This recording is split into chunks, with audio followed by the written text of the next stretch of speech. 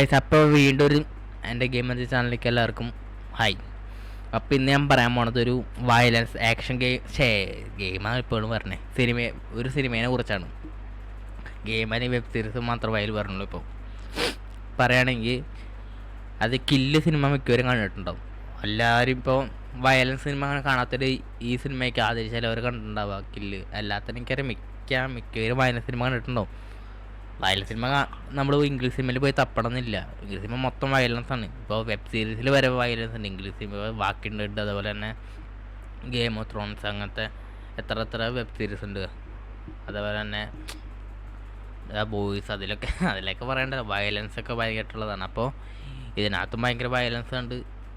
അപ്പോൾ ഈ ഒരു സിനിമ പറയുകയാണെങ്കിൽ ഇപ്പോൾ കില്ല് പോലത്തെ സിനിമ ആൾക്കാരെ തപ്പി പോവുകയാണെങ്കിൽ ഈ ഒരു ഗെയിമെന്ന് ഈ ഒരു സിനിമ കാണാം, കിട്ടില്ല തന്നെ. അതായത് അപ്പം ഈ സിനിമ കണ്ടാൽ നമുക്ക് മനസ്സിലാവും കില്ലൊന്നും ഒന്നുമില്ല എന്ന്. കാരണം അതുമാതിരി, അതായത് ഒരു സിനിമയിൽ ഒരാളുടെ കൈ വെട്ടാണെങ്കിൽ മുറിഞ്ഞ് പോകുന്നത് ചോര കുറേ പോകണമെന്ന് കാണിക്കണം. പക്ഷേ ഇതിനകത്ത് അങ്ങനെയല്ല, വെട്ടി നമുക്ക് പറയാൻ പറ്റാത്ത അവസ്ഥയാണ്. അങ്ങനെ തന്നെ. അപ്പോൾ ഭയങ്കര വയലൻസ്, ബ്രൂട്ടൽ എന്ന് വേണമെങ്കിൽ പറയാൻ പറ്റും. അങ്ങനത്തെ രീതിയിലാണ്. എൻ്റെ ദൈവമേ. അപ്പോൾ നിങ്ങൾ കാണുകയാണെങ്കിൽ ഈ സിനിമ ഒന്ന് കണ്ടു നോക്കാം. കിടിലം പടമാണ്.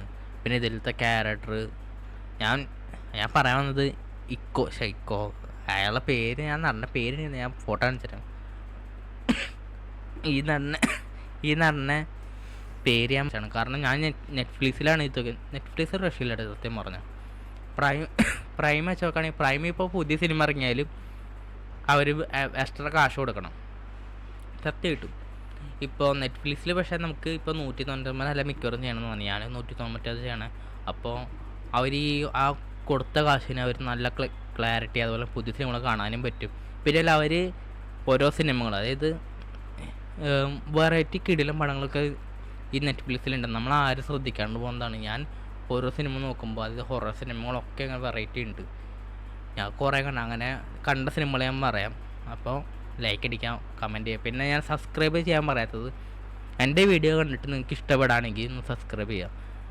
ഞാൻ എൻ്റെ വീഡിയോ അല്ലെങ്കിൽ എൻ്റെ അടുത്ത വീഡിയോ വരണമെങ്കിൽ കാണുന്നവർക്കുണ്ടെങ്കിൽ അങ്ങനെ വെയിറ്റ് ചെയ്യണവർക്കുണ്ടെങ്കിൽ സബ്സ്ക്രൈബ് ചെയ്യാം. നമ്മൾ സബ്സ്ക്രൈബ് ചെയ്യണമെന്ന് പറഞ്ഞിട്ട് ഇട്ടാൽ ഞാൻ ഓർക്കാൻ വേണ്ടിയിട്ടാണോ എന്ന് അറിഞ്ഞൂടാ. എന്തായാലും നിങ്ങൾക്ക് ഇഷ്ടപ്പെടുകയാണെങ്കിൽ സബ്സ്ക്രൈബ് ചെയ്യുക, ലൈക്ക് അടിക്കുക, കമൻറ്റ് ചെയ്യുക. ബൈ.